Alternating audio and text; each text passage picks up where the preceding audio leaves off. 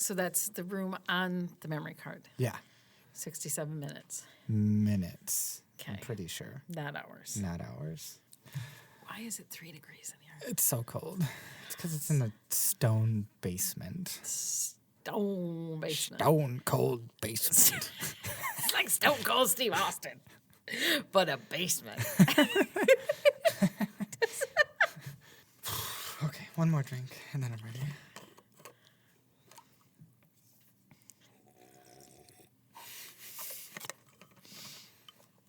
I don't know if you made enough noise right then. Probably not. Definitely not. It was a good amount. I'm I off. found this in my refrigerator. Water, Joe. What? Yeah, it's Caffeinated caffeinated water? water. Yeah, What in the world? I actually drank the caffeinated part of it on Monday, but No, it's just water. it was sitting in my car. It was frozen in my car, so this much of it was caffeinated. So It's just a little bit. just a little bit. How many servings are in that? Oh, just one bottle. Okay. So it's basically like a whole bottle of that is like a cup of coffee. There's 85 is in the ballpark of a is it? cup. Yeah. Do you know that That's, for a fact? add that into the things that I This is just know. a thing you know. Okay, okay. Yeah. I'll endorse you for that on Yeah. LinkedIn. Oh, thank you. You're welcome. Are we ready? Yeah, I'm ready. I'm I ready. think I'm ready. Are you ready? I don't feel like I've had 2 cups of coffee today, You should maybe get a third. but yeah, there we go. That's what I need is another. You should. Are you ready? I'm so What's ready. going on? Are we recording? Yeah, we're recording. Oh, okay. I was looking at the thing. I'm like, I don't know if you pressed the button. And Yep. now I guess I realized I thought I knew where the light was. Okay. Don't follow the line. Wasting those 67 minutes. Okay. Ready? Yeah.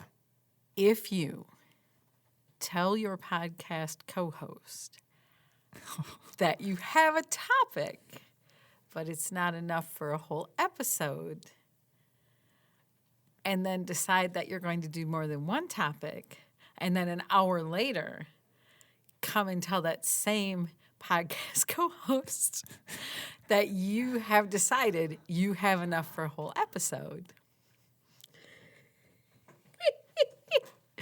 you might be a student of osmology.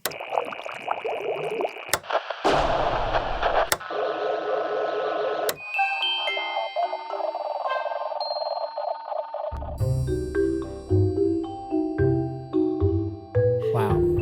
That feels really targeted. I don't know what you're talking about. Hello and welcome, fellow osmologists, to Osmology, the show where we find awesome things and dish them up just for you. I'm Sue. And I'm Vince. In this episode, we are sitting down with ourselves. Yes. As we are wont to do. As we do all of the time, sitting down with ourselves. So, said topic that you referred to. Well, I don't know what you were. That was just a hypothetical. I don't Oh, know yeah, what just you. That just maybe, is a thing maybe. I've observed that happens in the world Yeah. on all of the podcasts I'm So on. the topic that I didn't think would fill a whole episode and then was doing more casual research on and realized, yep, knowing us, it could fill a whole episode, Right. is we've talked about it in relation to other things we've talked about on the podcast before. And that is the idea of flow state. Yes. So Okay. what is it? How do you get there? We talked about we've talked about being in the flow state, being in the zone, Right. but we're gonna dive deep into flow. We're Primarily, gonna get in the flow today. We're gonna primarily when we've talked about it, it's been after we have been kicked out of it, and Yeah. we are We're frustrated. We're put out and petulant. yes. I was just kidding, and I was just right there. that state of you were almost drowning and now you're back in the air. It's like, what's happening? What are people? Who are you? Who am I? What am I doing? Where's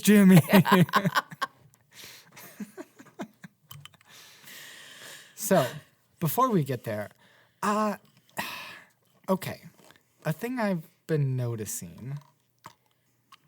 Sorry, I'm going to drink lots of water Just today. drink. And I have a good, lots of noises on the water bottle today. I think, did you look for the loudest water bottle you could find? It wasn't up to me. I got it as a gift.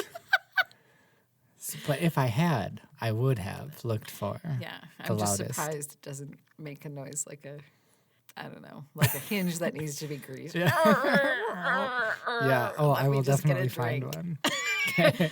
let me just oil that hinge. Grease that up. I just shot water at myself out of my largely silent water bottle. So a thing I have been noticing as I have been editing the podcasts, we've had 3 guests on the show. Two guests on the show. 2 guests on this show. Yes. Yes. And but what I thought was hopefully not a trend moving forward is that they both had colds on the day that they talked to us. Oh, that's a good point. Yeah. What? So Okay. maybe that's part of our pitch. Come on the show so you can be sick too. Come on the show. We have germs. What did I tell you when you told me to get my face closer to the microphone? People put their germs on those pop filters. People are putting their faces. But they didn't get sick after they came on the show. I realize They were sick on the show. So all we have to do is not use that microphone over there. Because Should we burn that's it? like ground zero Yeah, over there. That's yeah. Do not touch. Area 51 microphone. Infested. Keep it over there. We're going to have to quarantine that mic. Yeah, for sure. Okay. So, just a disturbing trend I noticed. I don't love it. So. I don't love it. But we will. Hopefully, our next guest will not have a cold. We can only hope. We can only hope.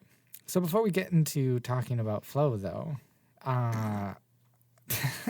Sorry. not the progressive girl. I didn't put 2 and 2 together until just now. That was funny. Before you put a pin in the last episode that we never unpinned. Yes. So do you want to sure talk about did. that? Is now a good time? I need more. How much research do you want behind this? Because I know. Okay, I don't know. this is confession time. Oh, Confession time on the podcast. tell me more. Sometimes my brain gets overexcited when it remembers something. No. There's so much junk up there that when something pops to the front, my brain goes, I did what I'm supposed to do. And I remembered something. And it gets overexcited. And so it doesn't necessarily mean that thing my brain remembered bears talking about. In this case, I had heard about a book called Einstein's Dreams on another podcast. And what I thought that I learned on that other podcast was that it was, to some extent, an exploration of different theories of time based on Einstein's theory of relativity. Okay. And sort of a how would I explain what I understood? That it posed questions that were thought-provoking about time travel, things like that. Okay.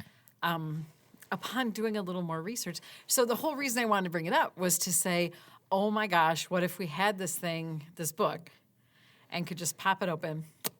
I didn't make Start talking about the theory of relativity and all of say, like, here's this thing, let's talk about it. Then I did this very small amount of research and found out it's a work of fiction. That doesn't make it less interesting to me, but it doesn't. I don't know if it lends to exactly what I want to do with it. Okay. But Fair it does enough. sound interesting. Fair enough. We do need, at some point, we need to talk about time travel and parallel universes and Oh, yeah. some of those things. We have to Fun. get into that eventually, but Fun.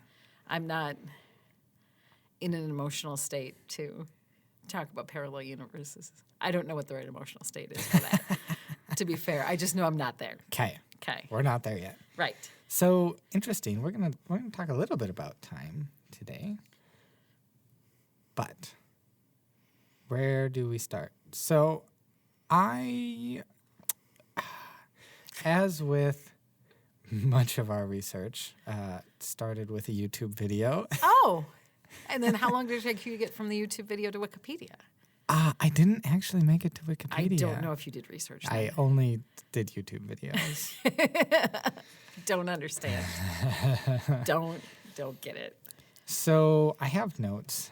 This is our ongoing struggle with what to do when we have researchy type things. Right. So I'm just gonna start kind of talking through it. Okay.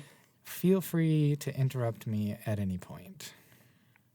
Look at me. And Look me in the eye and tell me that again. yeah. Tell me I should feel free to interrupt you. I shouldn't. I don't even know why I said it. Is there a time when I should not feel free to interrupt you? I mean, probably. I don't understand. Maybe what I you're should saying. point those times out. That would be more That would more be specific. immediately after you interrupt me. No, now's not a good time. Now is not a time to interrupt me. It's too late. Good luck with that. Oh, also, I noticed looking down at the timer on Yes. the recorder, we do have 67 hours. We have 67 hours. Yeah. So, Probably aren't going to feel that today. well, You never know. you never know. Okay. Stay tuned, folks. For 67. Grab a coffee. For 67 hours. And maybe a bug out bag. You should get We've a got snack. 67 certainly. hours. Have your mom make you some peanut butter and jelly sandwiches. Lots of them. We're going on a trip. So this is centering around a guy by the name of Stephen. Ooh, I should have figured out how to pronounce his last name. It looks like Kotler, perhaps. Sorry, buddy. And he has Just hurt done. him really deeply. Well, I'm sure he's listening as well. He is, yeah. So- He's our number one fan. Yeah. He and his organization have done a lot of research around flow state. Exactly that. What is it? How to get there. And interestingly, I don't want to say that too much today. No? I need alternatives to interestingly. So it started when he was observing extreme sport, like action adventure athletes. And Like American Ninja Warrior? well, more like back in the 90s, like motocross and Oh, okay. skateboard and that Okay.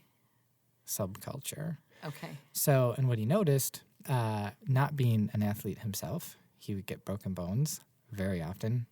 And the times when he was then out, so he was a journalist, doing stories, whatever, the times that he was out and then coming back, he was seeing like massive increases in like things that were impossible. Now, like they had moved beyond that and like were commonplace tricks, feats, whatever. So, long story short, he's now done a lot of research into what made the impossible possible, and then expanding that to other fields, like this idea of, and I'm using air quotes, superhuman performance, right? And basically it all boils down to this state of consciousness called flow. So he has a definition for it, and I quote, optimal state of consciousness, one where we feel our best and perform our best, and more colloquially, just moments of rapt attention and total absorption. So people may know this by different things, right? There's runner's highs, there's being in the zone. He also listed a few that I hadn't heard before. So apparently, in basketball, there's a term called being unconscious, which to me does in not everything sound there's a term fun. called being unconscious, but apparently it means something different in basketball. Right. Yeah, not actually being knocked out on the floor, but being in the zone, apparently. Beatnik jazz musicians would call this being in the pocket. And I've definitely heard being in the pocket before. okay. And then Because I hang out with a lot of beatnik jazz musicians. I believe that. It's I believe just- that about It's you. basically, it's what I do when I'm not around here. Okay. Dooba-dooba-dooba-doo. Doc is definitely a beatnik Yeah. jazz musician. Yeah, we don't applaud. We just snaps. snap our Snaps, fingers yeah, and stuff. for yeah. sure. Anyway, For sure. See, I have to keep the tradition of mentioning Doc in the podcast. So until he listens. Yeah. And yeah. then I could, one of these days, he's going to be like, hey, what even, because Vince was saying my name and I don't even understand. I'll be Just like, aha, You'll have to listen. you have to buddy. listen to them all. Yeah. Yeah. Yeah. You have to get in the pocket. Get in the pocket, Doc. And then the last example he gave was stand-up comedians refer to being in the forever box. I could not love that more. The forever box. Yeah. So I love it. yeah. Yeah. I want to be in the forever box. Yeah. Right? So a couple more, like just defining what flow is. So it's the idea that like you're so focused on the task at hand, that everything else disappears. Action and awareness start to merge. Your like a sense of self disappears. Back to time. Time will dilate. So it maybe it seems to go slower than normal or faster than normal. And the interesting part of it is that flow is totally universal. So it's not certain people have it, certain people don't. Literally everybody can experience flow if certain conditions are met. Okay. And we're going to talk about some of those. So, yeah. Okay, I'm sorry. What questions do you have so far? This is not the place to have this conversation, but Here we are. here we are. Was it Pam? Was it Pam that was saying, and was it you that was the other person in the conversation? That her friend's daughter can slow down time? Not like a superhero slow down time, but her perception. Yes, I was in that You were in that conversation. Yes. Yes. That is what, when you were describing some of it, that is immediately my brain went to. Yep. That is how I picture that. Yes. So, And did I her, put that in my notes? and it was because she was dyslexic, right? Yes. That she just Yeah. just experiences reality in a different way. I'm trying to think if there's a better way to say that. I think we're going to touch on that. So Okay. Put a pin in that. We'll come back to that. Pin. So, the first big question that Stephen and the team tackled, or no, sorry, going back, like the first big research question that was tackled in just the research world was how optimal is the flow state, right? So Oh, okay. it produces higher performance. To what extent then was the next question. So just the stat that stuck out to me, taking out of the business world, they found, and I'll link the video below. It's not a TED Talk, but it is adjacent to it. It's a very similar thing to a Okay. TED Talk. So, but some other research group found that business execs in the flow state are 5 times more productive, or in other words, in a percentage, 500% more productive, which means you could work on Monday. So if you total flow state, you could work on Monday, take off the rest of the week, and get the same amount of work done as your steady state peers. Which Wow. sounds lovely to me. It really does. It really does. Do you, before we go further with the research, and I don't, I just have a million questions about this, but I do you I think- have a casual amount of research to draw on. excellent, excellent. I am what's the word I'm looking for? Mediocre? Mediocrely to not qualified. Somewhere on the scale of not qualified to It right in between. sort of qualified Okay. to answer. Okay. Do you think, or did you find any evidence that the first thing they had to do in research was to determine if indeed you're performing better in flow state or if it's an illusion? I don't know if that was the question, but like definitely if that was an answer, right? So, they survey like some guy who I couldn't pronounce his name if I tried. Okay. But anyway, he's sort of the founder of Flow Research and had surveyed like thousands of people and getting responses to experiencing this state of consciousness which sounds new agey, but it's just this flow state, right? Where things, and he actually pulled the term from a lot of the responses where things like things just flow together, maybe in time, or tasks or connection, like everything just comes boom, boom, boom, boom, boom, boom, boom, comes really easily in that time. So that's where he got the name, which also describes the state, flow. So I say that to say, like, yes, that was the answer. That like it's not just a made up thing. Like, overwhelmingly, people from every walk of life, every area, every business, artist, athlete, whatever, like everybody experiences this in some way. Does that answer your question? No. Okay, But great.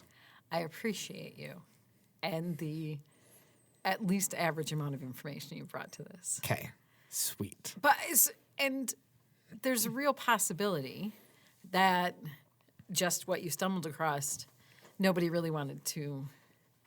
It wouldn't be the most exciting thing once you have said people experience flow state, and here's all of this interesting stuff about that.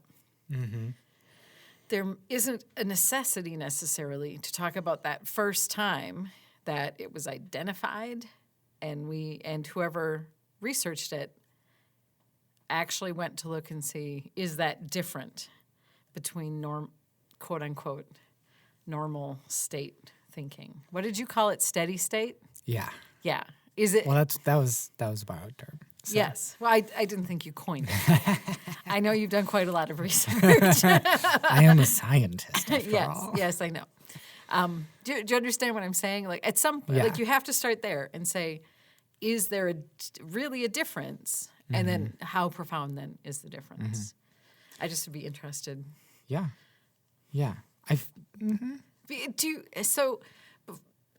And here's why I'm interested in that. Do you ever feel like, because certainly we've discussed about what it's like when we get into a flow state, or what is it, the forever box? Yeah. When we go into the forever box, do you ever emerge from that, even if it's momentarily, with the sense of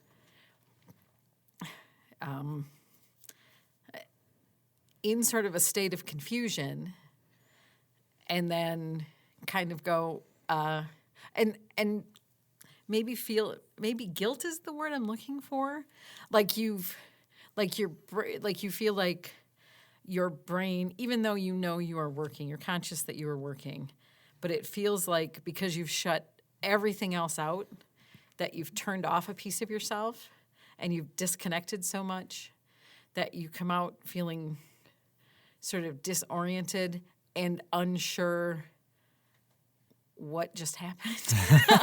Does that make it? Is what I'm saying making any sense? You don't emerge from it being like, oh my gosh, I'm so successful in my flow state. You emerge from it, like you were saying, like a pathetic drowning victim.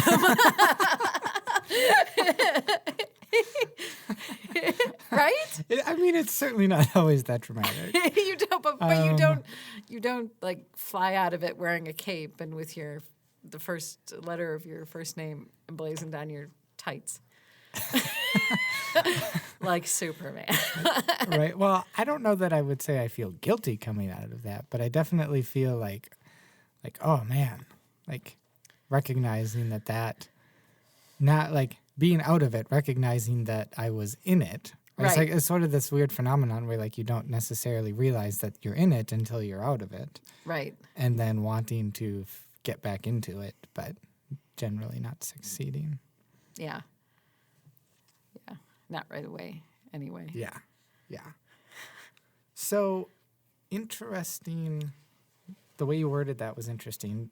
Like shutting off your brain, because the second big research question then after how optimal is the performance in that. And I'm remembering vaguely a comment to the effect of like this like flow state is one of the most documented areas of research in psychology.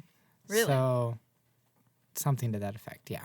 I could be misquoting that, but like to say like this again, to your question, like it's a thing. That didn't make sense as it came out. It's for real. Anyway, yes, it is it's for the real. real deal. So the second question then being, where is it coming from?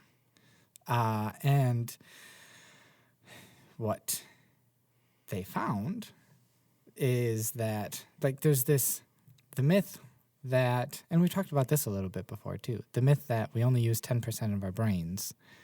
So the thought initially was, well, flow must be like, oh, that's this magical place we're using all of our brain. But it's exactly the opposite. So what our brain is doing in flow state is shutting off all the things that we don't need to be able to put all the energy and focus onto this one thing. So is it like a stress response? Or let me put it, because I realize that colloquially I use the word like a lot. I don't mean is it similar to, I mean, is it reacting in the same way as the stress response? So I think so. So it's what do you call them? Neuro something or other. Whatever family of things dopamine falls into, there were 4 other ones besides dopamine. Is it are they neurotransmitters? Neuro something or other. Neuro something or other. Yeah. Okay. Good. I should have made a note on that. Neuro something or other.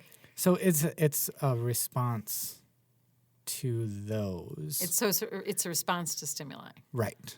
Okay. So, but with the brain then, so this is where the time and like the self are functions in your prefrontal cortex. Make sure I'm remembering that right. Like, so your prefrontal cortex is the thing that gives you the sense of time. And when we say self, like think of your inner critic, right? So the voice in your head that says, oh, you can't do that or you can't do that. Like those things get shut off. Right. So that's partially why, like, no inner critic means you're more willing to do things and can get more done than get farther things done than you can when you're policing yourself. And that's, excuse me. And with the time thing, like that's why like you'll get this time dilation effect where things will seem to go more slowly, and I think more often things will seem to go more quickly. Like several hours will go by and be like, what just happened? Like, where'd the time go? So, yeah. So. And do they mention tunnel vision? not in my research, Okay. but it could be part of it. I guess when I associate what I think of as like a flow state I would be in, that would be maybe part. Like I feel like that would be Sure. part of it. I sort could of, definitely see that. Like that's Yeah. again like shutting off the right. outside. All of the external Yep. sort of visual stimuli and yeah. So this brings us to what I think is the most interesting part of all of this, and that is the idea that flow is hackable, that you Huh. can get yourself there. So there are, like, it has specific triggers, and therefore you can You can trigger it. trigger those triggers. Mine in the absence of drugs. Right. Okay. Yes. So, there were, I want to say like 20 different triggers that they listed. Really? Half or so of them were individual triggers, half or so of them were group triggers. So the big overarching point, right? So the one big takeaway is flow. Oh, this is alliteration. How about that? Flow follows focus. Okay. So because that's what flow is. It's hyper focus, right? So things that increase focus will then help lead to flow. One of the biggest hacks then is to give yourself uninterrupted time. Like, so then this is a business application. Give yourself uninterrupted time to work. So he gave the example, like there are workplaces that require response times to emails, phone calls, etc. within like hour window or whatever X amount of time. And he said like that's a flow killer because then you're constantly being interrupted, whatever. So uninterrupted concentration time is one of the best things you can do. On to then some of those specific triggers. So these were in. So I'm not gonna go over all 20 because it's just way too many. Ain't nobody got time. Ain't nobody got time for that. But I think we'll cover 7. So another big. So under 600 individual triggers, 1 group trigger. Okay. Okay. So the first one for an individual trigger is just the idea of passion or purpose because you pay more attention to the things you believe, which drives flow. So big idea, passion and purpose. And these were of the interesting part. These were the most interesting part. The interestingest part. Interestingest? Yeah. Sure. So there were five of the individual, and individual to the person. Did I say that before? Yeah. Anyway, not that the trigger is by itself, but it is to trigger in an individual Okay. versus a group of people. Right. Okay. Gotcha. So there are 5 of the triggers are dopamine triggers. So because dopamine, being that neuro something or other thingy, among other things, what it does in your body is creates focus. Therefore, making it more likely that you can get into a flow state. Neuro reuptake inhibitors. No. Great try, though. Thank you. That sounded official. I know. That is something. That's It's something. something. It's a neuro something or other thingy. Yeah. That's all. Okay. Those are the 2 neuro things. Yeah. Sorry. 5 dopamine triggers. Risk. So this is, again, hugely what the whole action adventure sports came out of. Big physical risks. So risk being a thing that drives flow. Novelty. Changing up your environment, as an example. Complexity, unpredictability, and pattern recognition. So novelty, changing up your environment, that's a hack. That sounds like a bad thing. It's a good thing. It's a tactic. It's a hack. It's a life hack. Yeah, it's a life hack to A hactic? No. So if you're in school and have to do homework, right, it can help you to study to change up your environment. Or, as we have found, as we just engaged in today, doing a meeting in a different location, the novelty of that, the different environment, increases dopamine, increases focus, more likely to get to flow. Okay. The other life hack, is the idea of under pattern recognition. So this is specifically to writing, or I could do this in video editing, whatever. Starting the day by editing your previous day's work rather than starting from scratch on something. So by editing what you've already done, you're increasing pattern recognition, therefore increasing blah, blah, blah, blah, blah, blah, blah, blah, Blah, you blah, get blah, it. blah, blah. Okay. Hacking the cycle. Gotcha. So individual triggers: risk, novelty, complexity, unpredictability, pattern recognition. So introducing those into your day, into what you're doing, can help you achieve flow. Okay. But you said there was a group trigger. There's a group trigger. Okay. And it is possibly one of our favorite ideas and practices, and that is the idea of none other than the yes and. Yes. And. Yeah. And. Because that is, I mean, it hits, like, because what you're doing, right, it's pattern recognition, it's building on something in a positive way, it's getting those ideas flowing from one to the next, and doing that in a group setting. Right.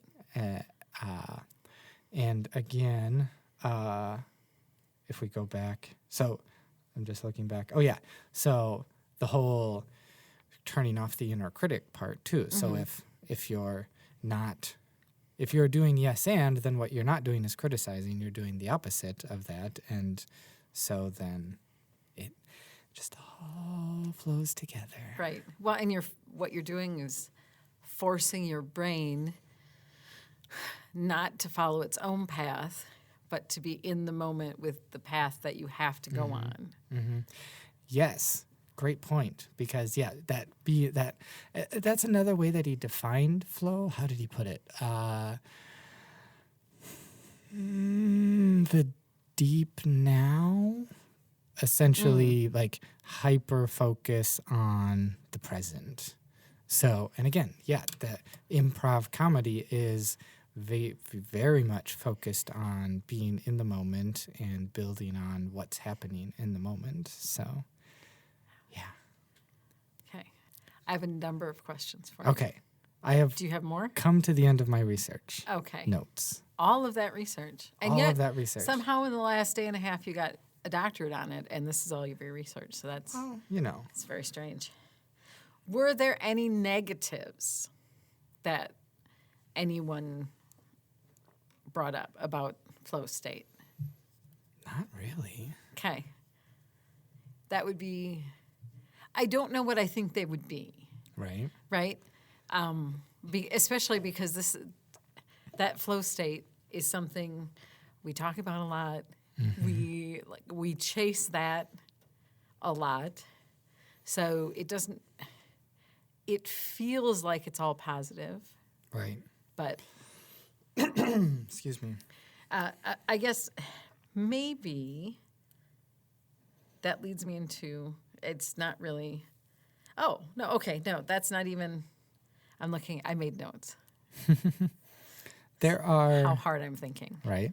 While you think. Yes. A thing I thought was interesting, I'll have to talk to Ben about this, but he mentioned on the group side, and I wanted to focus more on the individual side, but on the group side, like on both sides, he kept iterating. He kept saying basically like flow is trainable, right? So it's not only is it hackable, not only can you do things to get yourself there, but you can train to do that and to be in flow more.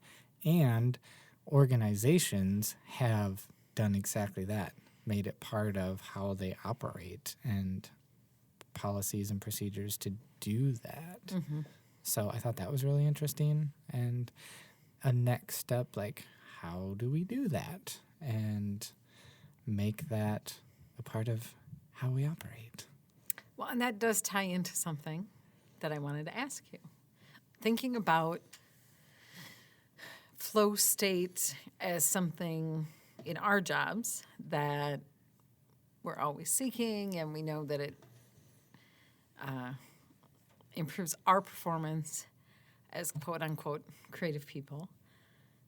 Do you think when you were in member service, right, frontline teller dealing with people, do you think did you get into a flow state on the front line?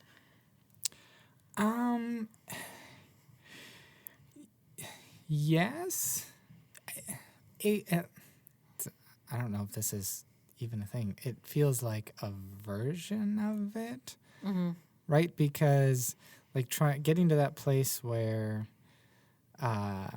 just that super focus on the thing that's happening in that moment and that person in front of you and what they're telling you, and like that whole like looking for is, if they're asking for a product like a loan, it in this 30-second window in which you're talking to you, like, is that the thing that they need? And, you know, over time you can really develop that, and they're part of that being in flow is like this increased awareness of there's bio something or other. Basically an increased awareness of all the non-verbals, right? Right.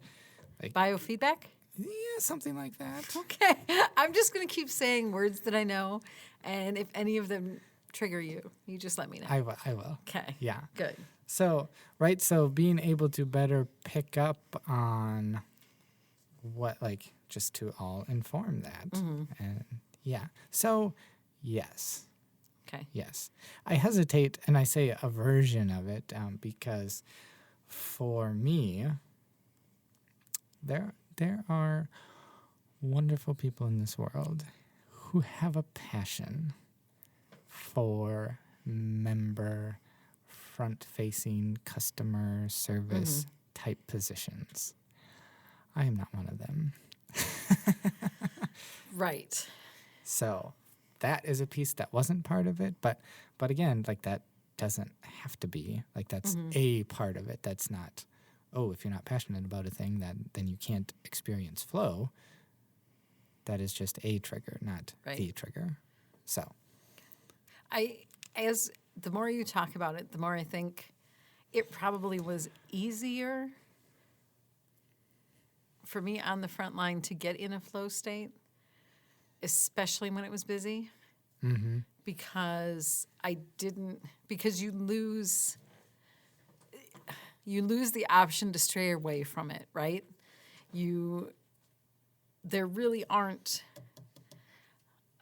There can't be distractions other than what you have right in front of you. And when it's a constant string of people, even though they are varied and what they need is varied, and, you know, you're really these are really sort of mini interactions because you only have a couple of minutes with them. Right. When it's one person after another, after another, after another, it can be, and I think in some cases on a busy day, it is ideal to get into that state and just ride it. Yeah. Rather than I recall getting frustrated from the exhaustion of it. You know what I mean? Yeah. So, And I think as I look back at these individual triggers, particularly the dopamine ones, like risk. Yeah, I mean, no, you're not risking your life, but there's still risk involved. Like, you don't know what that person's going to need. You Right. don't know if they're going to be upset with the situation that they're in, if they're going to be happy with the situation that they're in. And I mean, that's certainly risk, and how they're feeling can trigger a response. Complexity, certainly, especially when you take the entire day and all of the things that you have to do. Unpredictability, again, you don't know what they're going to need or want or think they want. And then pattern recognition, yeah, again, recognizing those signals, those triggers, those whatever it is. right. So boom, at least 4 of the 5 dopamine triggers. Right. Wow. Boom. What other questions do you have? Further questions. Well, one is more of a statement. So we'll start there. So when you talk about hyperfocus, a thing, and maybe this is what sort of led me toward the question of if they identified any negative side to this. Sure. So, both of my sons have attention deficit disorder. And one of the things that people don't really know about attention deficit disorder, because of the name, because of what people associate with it, which is naughty, unruly kids who are, I don't know, running around in the classroom and punching each other. I don't know what people think ADHD kids do, is that they also have periods of hyperfocus. And both of my sons, so it is, fortunately, it wasn't negative to the point of being dangerous. Sure. But to get them, so they both had problems with transitions, which is another sort of hallmark of the way their brains work. So they would get hyper-focused on something, and, when you... And then say, it's time to go to school. Right. It's time to go to school. It's time to go to bed. It's time, anything at all to get them away from that would be frustrating for us as parents. It would be frustrating for them because they are not ready and able just to lead, where we as adults who have to, part of our whole thing is we have to be able to manage our emotions so we can have jobs and things. Right. But, as kids, they haven't learned those skills to be able to go, okay, this upsets me, but also sometimes things upset me and I need to move on, right? So they would dig in their heels, or, my oldest,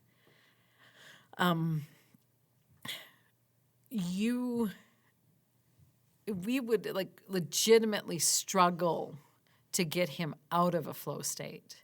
So, and by which I mean, and it always seemed like, because it was involving Legos. Legos, where he from the time he got Legos, and this is not an exaggeration, he could sit as a 3-year-old and play with Legos for 4 or 5 hours at a time. Wow. And, and that sometimes letting a kid do that, having that kind of personal time and doing his thing and whatever, being independent in a safe environment, sometimes it's fine. But also, you have to do things like use the bathroom. Right. And eat meals. Supper. Yeah. So to get him, you would you would say his name and he wouldn't respond. And you would say his name a little bit louder and he wouldn't respond. And you would, and I don't know if I can accurately describe to you how I could tell by looking at him that it wasn't that he was ignoring me. You know what I mean? But you can see, I think you can see when you're being ignored versus when you're not being heard. And so it would invariably, when he would get in that state, get to the point where you would have to physically like touch him, shake him a little, right? Just on like a little shake on the shoulder. And you would scare him. Wow. So it would shock him, like it would shock him right out of it. And so that was my oldest. With my youngest, who I'm confident doesn't listen, and I won't say his name just to be nice because what I'm about to say is not the most flattering thing for a guy to hear about himself. When he would get in that state and it was time to transition, he would have a tantrum and he would start to cry. And so it was, the thing is, the only thing that was negative was bringing them out of it. When, like, they were safe and they were engaging in safe behaviors and everything else was fine. And they both could, like, the things that my eldest son made with Legos when he was 3 years old were phenomenal, right? So he, like, everything was working cognitively just wonderfully. And they were, like, high achieving in those flow states, but it was getting them out of them. Sure. Well, and transition moments are difficult enough for small kids. Right, right. So, yeah. Yeah. Okay, my other question was about music. And I'm going to ask you this as a person who played an instrument successfully, unlike myself. Now, although you never played a stringed instrument. Nope. Okay. Well, I mean, I have. You have. Yeah. So A little bit. I dabbled. There's this thing that I don't understand. I don't know if you and I have talked about this off the air, but I don't understand how you can play an instrument and sing at the same time. Oh. My brain cannot comprehend that. My sister-in-law just started doing that recently. Like, Really? In concert, yeah. Yeah. Because normally she'd just flip-flop back and forth Right. during a song. But she has one that she will do them at the same time. And that is interesting because your sister-in-law is the 2017 Scottish Fiddle Champion of the United States. Yeah. And to think that she is that good of an instrumentalist and just recently has turned the corner to be able to also sing at the same time Yeah. tells me that it's not cognitively simple. And notably, the things she is playing is very simple, Right. relatively. Like a droning playing versus Okay. like highly technical. Right. Right. So, yeah. So, Yeah. speaking of Doc, this is a question I have asked him because he played bass. And that is a thing he can do, which is play an instrument and sing along. And I never, every time, it's like football. Every time I see it, I ask the same questions because I'm not capable of understanding it. Right. Well, but I think like tons of people play piano and sing. But how? So what my husband let me finish. But I feel like it's less common for a stringed instrument. But people play guitar and sing. Yeah, that's true Right. too. Okay. So what Doc says is that it's just muscle memory. Yeah. So what I want to know is it just muscle memory, or is it a flow state that you can get into so that, I mean, there's muscle memory, which means I can repeat the same things over and over again and keep it going. Like, Right. let me give you the worst example of this ever. I can churn butter. Did you ever do, when you were a kid in school, did they ever make you churn butter with there's a jar and it has a handle on the top, and no, you never had to do that. We No. didn't have to do it to eat. It was part of a unit in school. But Yeah, it's part of a unit called lunch. survival. No. But, basically it's just this stirring motion Sure. on a little handle. So I can see that being muscle memory, and then being able to, as you can see, and the listeners cannot, I can do that and talk at the same time. And that to me feels like as complex as muscle memory can get. Well, But with practice.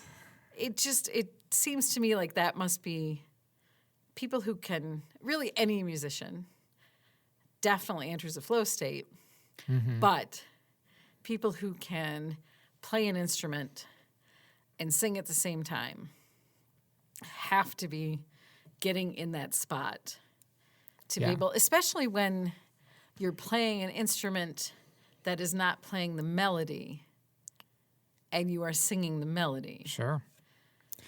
Yeah, I don't know. I have experienced times when I know a piece so well that, like, as I'm playing it, I sort of, for me, it has been momentarily and terrifying, like, consciously disengaged between my brain and my fingers, realize that my fingers are like, my body is still playing the song and my mind is somewhere else. Right? And then like, oh, I gotta where am I again? Okay. But yeah, I don't know if it is an elongated that, if it is more of that, or if and I think there is something too, at least in the instrument part, right? Whatever your hands are doing, like getting to know something so well that it can sort of fade into the background and focus on the singing. So, but that also brings up sort of another aspect of music, that one that I struggled with, which is improv in music. Right. So that the improv in music is the reason I'm not a career musician. We talked about this in the improv episode, right? Did we? Yeah, I think so. Maybe. Because I remember, okay, we could rehash this conversation, because here's what I remember. That we both agreed. Now, I did vocal music, you did instrumental music and vocal music? Mostly instrumental. Mostly Yeah. instrumental.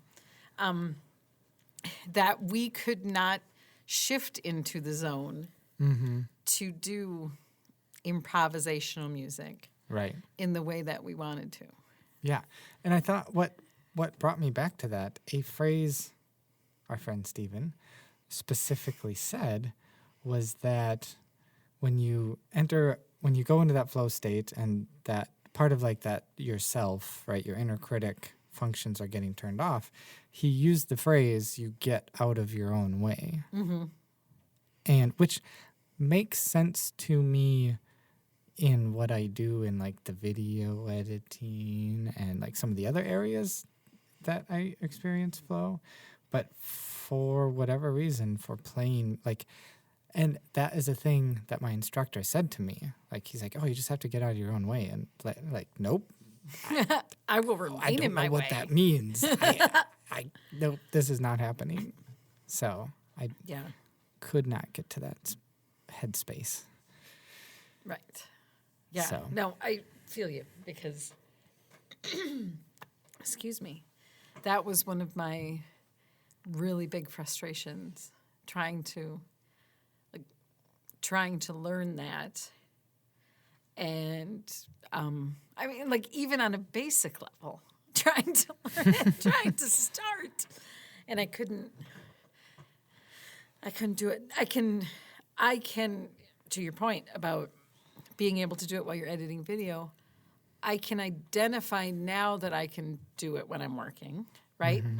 And I can, more importantly, I can identify how critical it is that I let what I'm doing, I hate to use the word flow, but I'm going to have to, just flow the way it needs to flow when I'm writing, and then be able to remind myself that I can come back to it and not try to stop myself and edit in the moment and things like that. Yeah. Well, and it was part of the process of creativity. He laid it out, and I'm gonna butcher it, but was like you have to take things in. So in flow, you're taking things in more quickly. You have to make connections with those things and things of the past, and so you're making those connections more quickly, and you have to, like, the conclusions that you're getting to are more and farther flung. In, I think, yeah. Does that make sense? Yes. Okay, cool. Yeah. Okay. Okay. How about that? I love it. Speaking of stuff. creativity, Yes. I think Is it time? Are we okay? Are we there? Look, you found a whole episode. I found a out of that. whole episode. Good work. We just You win. we let it flow. You just flowed. Yeah. Got in that flow state. Yeah. So now it's time for the part of the show where we put something in your creative soup. No. Oh yeah. We have to come up with a Oh, different name. That's we let not- things flow into your creative That is soup. not what's happening right now. That is not what it is. 100%. I That's what's can't. happening right now. Even Yes. with you. So good. Okay. So good. You want to go first? I can't decide. I haven't talked about Google notifications yet, right? No. Okay. I suppose I should get that done. Okay. Because I've Do been, that. Get that done. because it's not that interesting. And so I've brought it up maybe 3 times. So I realize that some of the things that I have come across, people have known about. There's this the other thing, and I'll save it for another episode. The other thing I would have talked about had you not come up with enough for a whole episode was a social media sharing site that I learned about literally less than a month ago. And I went looking at tutorials to help in my research on YouTube. And the first kind. tutorial I found to explain how to use it is 3 years old, which tells me Sweet. this thing has been out there. Yeah. But all that aside, Google notifications. Have you ever used Google notifications? Like from Chrome? Yes. Is that weird? Yeah. Yes. I'm trying to think. I do get some notifications from Chrome here and there. Not very often, and not as a thing that I set up. Oh, okay. Okay. So it's just like certain things want to allow, like email. Oh, I can get an email notification if an email comes in. okay. if So I that's want. not what this is. Okay. So,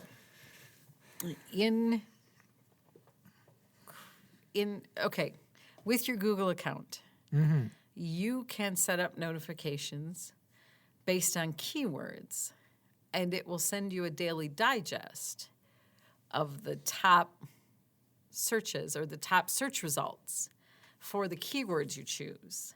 Okay. So the 3 that I set up when I learned about this, and also P.S., I know I've heard of it before, and probably everyone's heard of it before, Well, I haven't. but so I tell never me really more. seriously thought about it. The 3 I set up were Cat videos. not cat videos. Marketing, Okay. because it's set up on my work Sure. for work stuff. Marketing, credit unions, and community banks. Okay. Okay. So By it'll virtue, just whatever the top searches on Google are that day, the top including results, top results, I think, with are those. what it's sending you. Huh. Okay. Right. So, so it's the top new results. Oh, okay. Top new. Right. Because I was like, how does that? That's Yeah. not going to change I very know much. it's not, but it's the new stuff. Okay. Ooh, So, this yes. just got more interesting. Yes. So every day then I get 3 different notifications, emails. Sure. They're digests, quote unquote, that have 8 or 10 Okay. new search results for the terms that I chose. And full disclosure, in every single one of those, most of the search results don't apply to me Okay. because I picked, if you want to do it the absolute best, I am sure what you want to do is use a more targeted keyword than I did, but I was just experimenting Sure. to see what I would get. But in every single case, every day, out of those 3 emails that have maybe 8 or 10 results each, I will find between 3 and 5 things that I genuinely want to see and are genuinely of value to me. Nice. And even with those incredibly broad search terms. Sure. And we get a lot of emails from different like trade magazines and things like that. At least I do. I get a lot of things like that. And trade associations, and a lot of them have a digest of the information that they're putting out. But these all come from Google. So you get a much broader selection Yeah. of information. Nice. And so that is my recommendation for people to try that out. Set up some notifications. Yes, so from you Google. can get more things in your soup. Right. Boo. Don't. You can't. Bringing it back around. You're the worst. And what do you got? So, have we talked about? I was trying to remember if I've talked about this on the podcast before. The book, Steal Like an Artist. No, I don't think we've talked. We maybe have, because I think you have referenced the one infographic with the Dark Night of the Soul. Well, here it is as a official recommendation, and specifically, I copied a picture of that page. So, Steal Like an Artist is all about, there's a tagline. I don't remember what it is at the moment, but if you're a creative type, definitely check it out. Talking about the creative process. Specifically, this page is the life of a project. And if I'm repeating myself from a previous episode, I apologize. But it is awesome enough that it bears repeating. It is well worth repeating. Oh, Austin Kleon, by the way, is the author. Okay. So, as I look at this infographic, the life of a project, it is a reversed check mark. In that, the left side is the taller side. It then descends down and comes back up, not quite as high as it started. The steps of a project that our friend Austin lays out. This is the best idea ever, highest point of the project. Okay, this is harder than I thought. This is gonna take some work. This sucks, and it's boring. And then the bottom part of the check mark, which we refer to often, the Dark Night of the Soul, where projects go to die. Right. On the upswing, it will be good. It will be good to finish, because I'll learn something for next time. And finally, it's done, and it sucks, but it's not as bad as I thought. The day I read that, I felt so understood as a human being. So deeply seen by Austin. Yes. It's like, oh, he knows. And it was just like, how does he know? Like, that's exactly it. That's everything that I feel laid out in an infographic. So, if you are a creative type, I highly recommend checking out the book, Steal Like an Artist. If you are not a creative type, I recommend checking it out for the people, to better understand the people in your life who are creative types. And spoilers, we're all creative. Yes, the Right. tagline is 10 things nobody told you about being creative. So that's that. That's an excellent recommendation. Thank Incidentally, you. did I return your copy of that book back to you? You did. Okay, You did. Yeah, good. I have it. Thank Good. you. Yay me. Yay, you. Well, I think that brings us to the wrap up. That brings us to the wrap up. So we will have some links below. I made a note that we will include a link to the quote TED Talk adjacent video. Yeah, yes. It is adjacent to TED Talk. Okay. And whatever else from Vince's volumes of research. Yes. That he So they have a completed. website. We can include that too. I couldn't quote it for you right now. But what I did do is take my Flow profile. Really? So, yeah, to figure out what types of triggers are more likely to help me get into a flow state. I feel like it is late in our discussion for you to be telling me this. What did you learn? It was pretty spot on. My let me get my tall academic forehead and what's the word I'm looking for? Now I'm having the opposite of flow state. I can't even think. Whatever. My glasses that will make me look so smart. My profile was deep thinker. To say, I am more likely to get into a flow state when I am by myself in sort of those uninterrupted times of work. So, and there were some other things, but as opposed to, for example, action adventure sports. Okay. So from now on, when we're in a meeting and you are not speaking, and people look at me to find out what you want or mean to say, I will say, he can't answer you right now. He's a deep thinker. Yeah, Okay. yeah. I don't see the Excellent. problem with that. There is no problem at all. Okay. So we'll include that website. Perfect. Yes, we'll include that website. Yes. This is your weekly reminder that you can find us on anchor.fm. You can find us on iTunes and Apple Podcasts, soon to be one and not the other.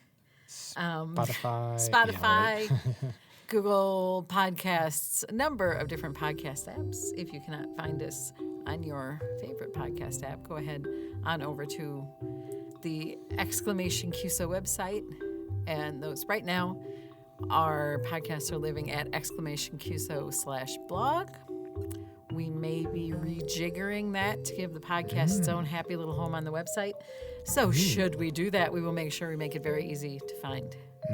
And you can always check out our social media and find links to the podcast there as well. Thank you, friends, for listening in. We hope that today's episode will help you both identify when you're in flow state and give you some tips on getting there more often. This is Sue and Vince. Yep, I can read. sure is. All day long. This is Sue and Vince reminding you that life's awesome if you make it awesome. We'll see you next time.